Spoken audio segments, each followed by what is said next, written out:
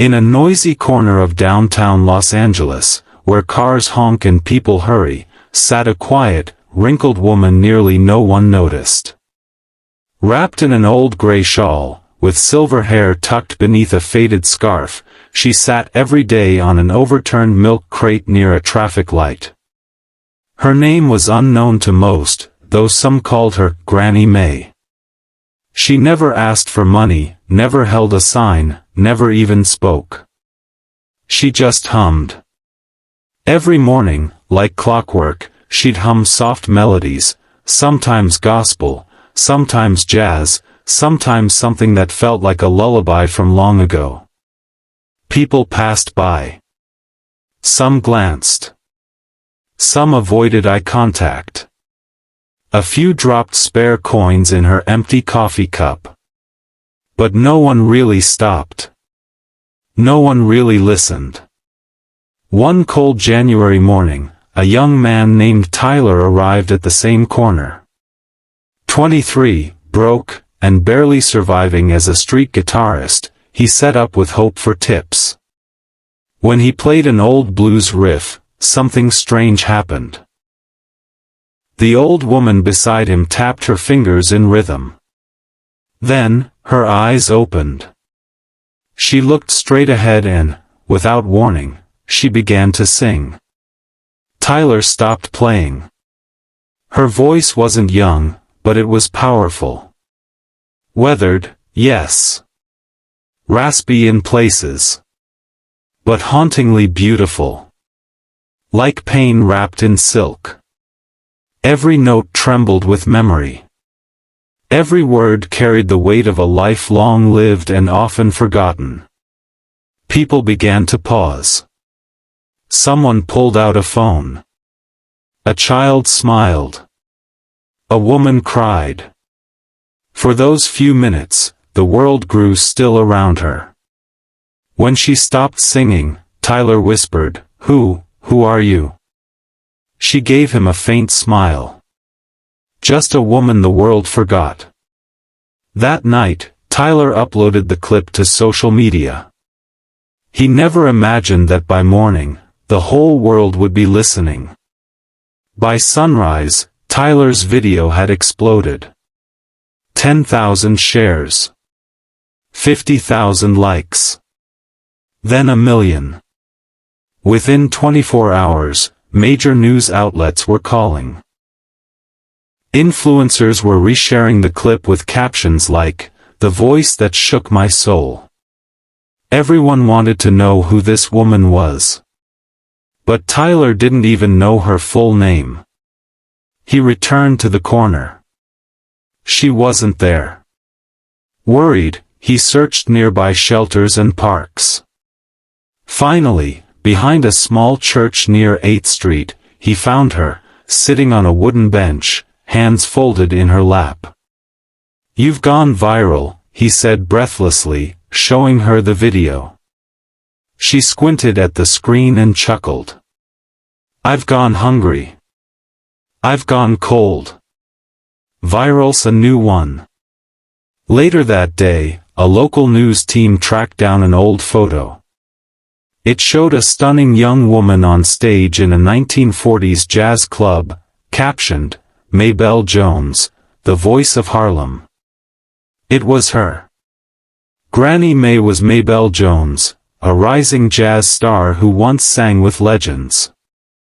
Her husband, a pianist, died in a tragic car accident in 1962. She never sang again. She faded into grief. One hardship followed another. A fire. A lost son. A life unraveled. The world had forgotten her. But now, it was remembering. Offers poured in. Interviews. TV spots. But one stood out. A legendary music producer wanted her to perform live, one more time, at Madison Square Garden. Tyler asked her, "Will you do it?" She hesitated. Then her eyes glimmered. "I gave up music when my heart broke. But maybe now, it's time I let it sing again." With that, the 96-year-old woman who sang to the wind for decades agreed to sing again, this time, for the world. Madison Square Garden had seen legends. But never a moment quite like this. The lights dimmed. The audience, thousands strong, went silent. They weren't here for spectacle. They were here for something rare: authenticity, soul, truth. Backstage, Granny May, now known to the world as Maybelle Jones, stood in a donated navy gown, her silver hair softly curled, her fragile hands holding tightly onto Tyler's.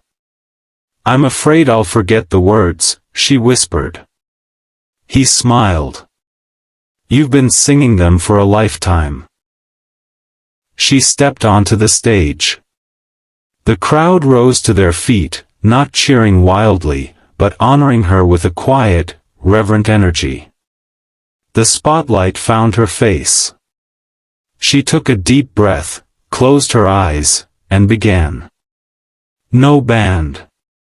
No dancers. Just her voice, and a piano. She sang a song she had written after her husband's death.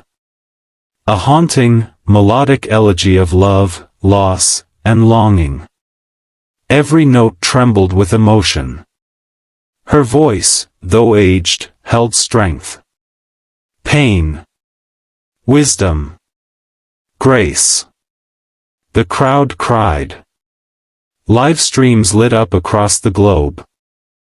For 3.5 minutes, the world felt unified by something pure, a woman once discarded, now revered. As the final note hung in the air, she looked up and whispered, "I did it, baby." The audience erupted. A standing ovation that lasted over 10 minutes. She bowed deeply, her tears visible, her voice trembling. Backstage, Tyler met her with a warm embrace. "You changed the world tonight," he said. "No," she replied, "I just reminded it, that every soul has a song." The weeks after her historic performance were unlike anything the world had seen. Granny May, Maybelle Jones, had not just moved hearts. She had awakened something long asleep. Videos of her song were played in schools, churches, hospitals, even prisons. Artists painted murals of her face on city walls, and her voice echoed in the hearts of those who felt forgotten by the world. She wasn't just a sensation, she was a movement. Offers came from around the globe, interviews, awards, a film deal. But she wasn't interested in spotlight. "I've spent enough years invisible," she told Tyler. "Now I just want to be useful." So she sang, not on stages, but in quiet places where pain lived. She sang in children's hospitals, to kids whose hair had fallen from chemo. She sang in shelters for women who had fled violence. She sang for veterans who couldn't sleep. Her voice didn't just entertain. It healed. Every note felt like a hand on the shoulder. A whisper that said, "You are not alone." The world responded. Donations to homeless charities surged. A foundation in her name funded meals, music therapy, and mental health support across the U.S. People shared their own lost dreams, inspired by hers. The phrase, "Every soul has a song," appeared on t-shirts, billboards, and tattoos. Tyler traveled everywhere with her. He gave up his apartment and followed her journey, playing guitar while she sang. He told everyone, "She saved me before she saved the world."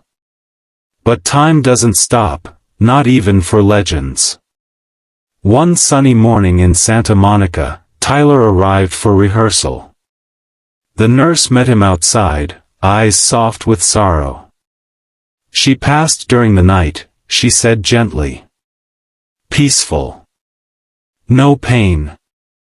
Tyler clutched her old shawl, now folded on the chair. A note rested beneath it, in her shaky handwriting, "Thank you for listening."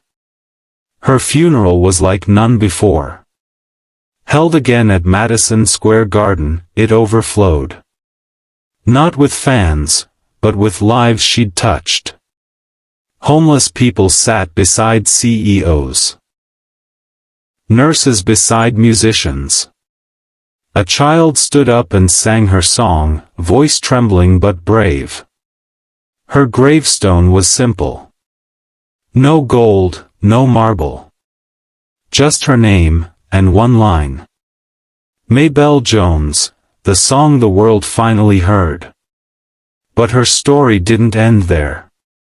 Weeks later, in a cold Chicago alley, a young girl sat wrapped in a blanket, humming a melody passed down by strangers. She sang softly, Granny May's song. A woman passing by stopped, listened, and knelt down. "You have a beautiful voice," she said. And so, the music continued. Because kindness echoes. And forgotten souls, when given a voice, never truly fade.